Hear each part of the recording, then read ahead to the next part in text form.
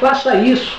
Leia em pormenores, com detida atenção, os relatos a respeito da comemoração nos evangelhos, nos diferentes evangelhos. E você vai observar coisas realmente muito interessantes. Você vai observar, por exemplo, que o relato de João, que eles citam aqui para dar as suas explicações a respeito de Judas ter saído, de fato, o relato de João é o único dos 4 evangelhos que citam o fato de Judas ter saído, o evento dele ter saído daquele recinto em um determinado momento.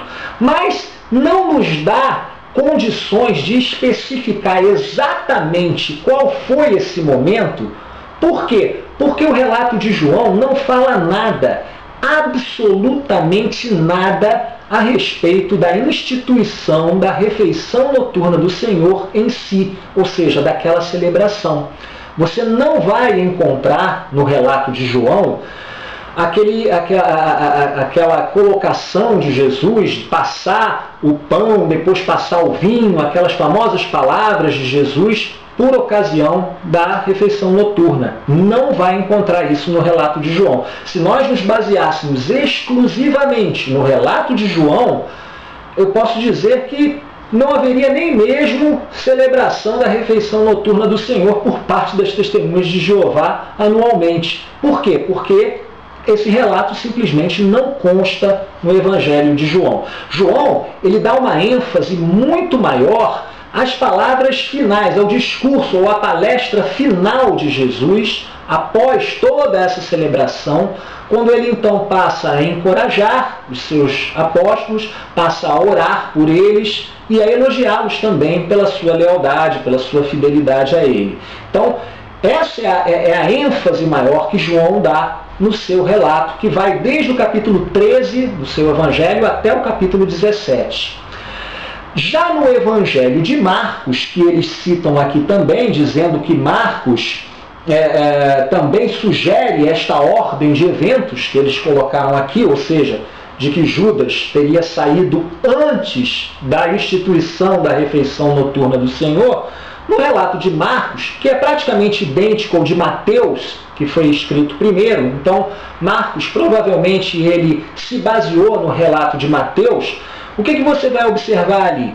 Que no relato de Marcos, Jesus, em um dado momento, ele identifica o traidor. Depois de identificar o traidor, ele institui a refeição noturna do Senhor, mas o relato de Marcos não fala nada, absolutamente nada, a respeito da saída de Judas daquele recinto. Portanto, para chegar a essa conclusão aqui, que o corpo governante chegou, de dizer que a ordem dos eventos foi que Jesus identificou o seu traidor, daí ele despediu Judas, Judas saiu do recinto, e só depois ele instituiu a refeição noturna do Senhor.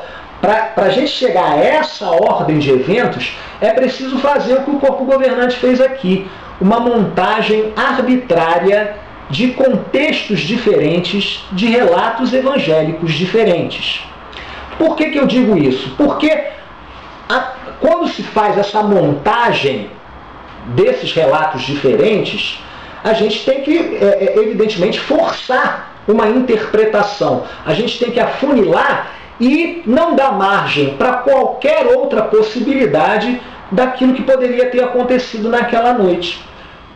Por exemplo, com relação à identificação do traidor, nós observamos no relato do Evangelho de João a maneira como Jesus identifica o seu traidor. Como é que ele faz isso? Ele diz que seria aquele a quem ele oferecesse o bocado, a porção que ele molharia. Ele molharia aquele bocado e ofereceria ao seu traidor, no caso a Judas.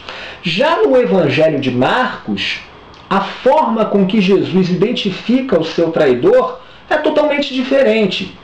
Jesus diz que o seu traidor, ali no capítulo 14, no versículo 20 do Evangelho de Marcos, seria aquele que metesse junto com ele a mão no prato fundo comum. Então é uma forma de identificação diferente. É interessante nós percebermos, nós notarmos isso, porque isso sugere que nós não podemos interpretar dogmaticamente, arbitrariamente, como faz a Torre de Vigia por meio da sua liderança, a sequência de eventos com base na identificação do traidor, como sendo uma coisa fixa, ou como se Jesus tivesse identificado o traidor apenas uma vez em um determinado momento. Não. Jesus pode muito bem ter identificado de diferentes maneiras o seu traidor em diferentes momentos daquilo que aconteceu naquela noite. Portanto, antes da refeição noturna, após a refeição noturna, enfim, identificado de maneiras diferentes. É uma possibilidade, pelo menos, que não pode ser ignorada, porque os relatos evangélicos mostram que a identificação do traidor não foi exatamente da mesma forma. A narrativa evangélica diz que Jesus identificou o seu traidor de formas diferentes.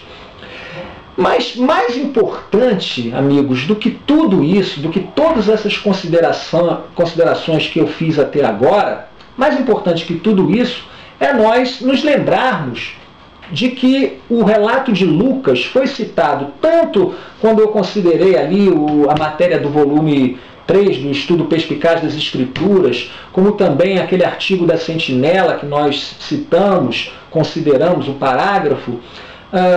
O livro de Lucas, o Evangelho de Lucas, foi considerado ali como base, citado como base em pontos, evidentemente, que interessavam ao corpo governante. Então, o que será que o Evangelho de Lucas tem a nos dizer sobre a sequência de eventos, daquilo que realmente aconteceu naquela noite? Vale a pena nós analisarmos juntos. Então, se nós abrirmos o Evangelho de Lucas, no capítulo 22, depois você pode ler com calma todo esse capítulo, com bastante tranquilidade, meditando, raciocinando bastante sobre ele, mas especialmente do versículo 14 em diante é o que mais nos interessa. Você vai observar que do 14 ao 18, Jesus ali ele comemora a Páscoa junto com os seus apóstolos. E ele, como judeu, evidentemente participou comendo e bebendo naquela comemoração da Páscoa. Tanto que no versículo 18 ele diz: doravante não beberei mais do produto da videira até que chegue o reino de Deus. Isso significa que ele estava bebendo do produto da videira naquele momento. Futuramente é que ele voltaria a beber no reino de Deus, mas ele não beberia mais depois daquele evento. Então ele participou. Nos versículos 19 e 20, aí sim, nós lemos a respeito da instituição da refeição noturna do Senhor em si. Então, aquelas palavras de Jesus, quando ele passa o pão, passa o vinho, ele não participa no sentido de comer o pão e beber o vinho, ele apenas passa esses emblemas para os seus apóstolos, né?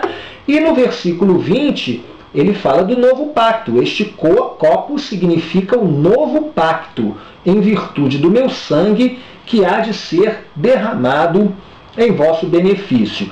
No versículo 21, na sequência, depois dele ter instituído a refeição noturna, nós lemos: mas eis que a mão do que me trai está comigo à mesa. E daí seguiu-se aquela discussão sobre qual seria que estava prestes a traí-lo e tal. Mas nós observamos aqui claramente, pelo relato linear de Lucas, que o corpo governante ele prefere não considerar essa hipótese ou esse relato como verdadeiro, como fidedigno. Por quê? Porque eles não consideram a hipótese de Judas ter permanecido no recinto quando Jesus instituiu a refeição noturna do Senhor. Mas pelo relato de Lucas foi isso que aconteceu.